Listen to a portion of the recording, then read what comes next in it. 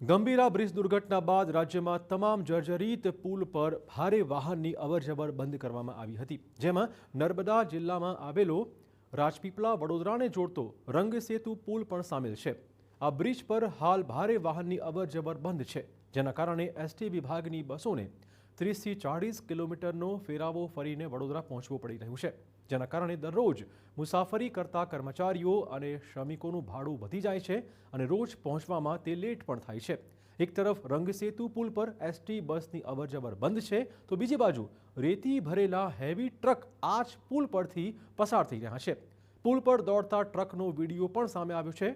જોકે રસ્તાનું સમારકામ ચાલુ હોવાથી માર્ગ મકાન વિભાગે જ ટ્રકને પુલ પરથી પસાર થવા મંજૂરી આપી હતી।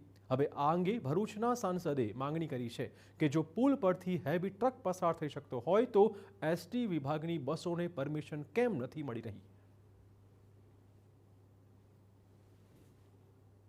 નિષ્ણાંત લોકોએ એનો ચકાસી ને એવા બ્રિજો બધા બંધ કર્યા છે।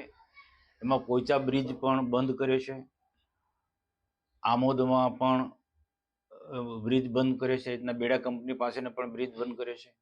ના બ્રિજો બંધ થવાથી સ્વાભાવિક છે કે રેગ્યુલર અવર જવર કરનારા એસટી બસમાં મુસાફરી કરનારા લોકોને ખૂબ જ તકલીફ પડે છે।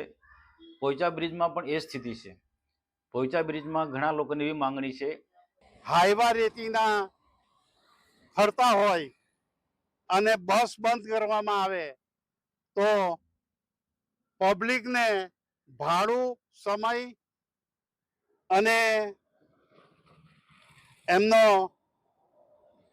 જે કામ હોય તે ઝડપી થાય તેના માટે આ બ્રિજ પરથી રાજપીપળાથી બરોડાની બસ ચાલુ કરવી જોઈએ એવી અમારી માંગ છે। ગંભીરા પુલ દુર્ઘટના બાદ જે ગુજરાતના જે પુલ હતા તે બધા બંધ કરવામાં આવ્યા હતા અને એનું ટેસ્ટિંગ કરવામાં આવ્યું હતું કે જેની ગુણવત્તા છે તે ચકાસવા બાદ એને ફરીથી શરૂ કરવામાં આવે। ત્યારે આપણે અત્યારે પોઈચા બ્રિજ જે નર્મદા નદી પર બનાવવામાં આવ્યો છે, રંગસેતુ જેને નામ આપવામાં આવ્યું છે, વડોદરા અને રાજપીપળાને જોડતો આ બ્રિજ છે। આ બ્રિજ પણ ગંભીરા દુર્ઘટના બાદ ભારે વાહનો માટે બંધ કરવામાં આવ્યો હતો। ત્યારે હાલમાં જ થોડા સમય પહેલાની જો વાત કરીએ તો અહીંયાથી રેતીના જે હાઈવા છે, જે 50 થી 60 ટન જેટલા માલ ભરીને અહીંયાથી જતી હોય છે રેતી, તે હાઈવાને અહીંયાથી જવા દેવામાં આવી રહ્યા છે અને એ વિડીયો વાયરલ થતાની સાથે જ અહીંયાથી જે પસાર થતા જે રાહદારીઓ છે તે પણ કહી રહ્યા છે કે જો હાઈવાને જો પરમિશન આપવામાં આવતી હોય તો સરકારી જે બસો છે તેને શું કામ પરમિશન નથી આપવામાં આવતી। સરકારી બસો આ બ્રિજ ઉપરથી બંધ કરવામાં આવી છે ને એ બસો બંધ કરવાને કારણે જે રાજપીપળાથી વડોદરા જનારા જે મુસાફરો છે તેમને 30 થી 40 કિલોમીટરના ફેરાવો અને આર્થિક રીતે પણ એમને નુકસાન જરૂર છે, કારણ કે જ્યારે બસ 40 કિલોમીટર ફરીને જતી હોય તો એનું ભાડું પણ સરકારમાં વધુ લેવામાં આવતું હોય છે, બસ વિભાગ દ્વારા, એસટી વિભાગ દ્વારા વધારે લેવામાં આવતું હોય છે। ત્યારે જો આ હાઈવા અહીંયાથી પસાર થતા હોય તો સરકારી બસને ક્યારે પરમિશન આપશે તેની પણ અત્યારે રાહ જોવાઈ રહી છે। જો ગુણવત્તાની જો વાત કરવામાં આવે તો ગુણવત્તા બ્રિજની નથી અને અહીંયા બંધ કરી દેવામાં આવે છે।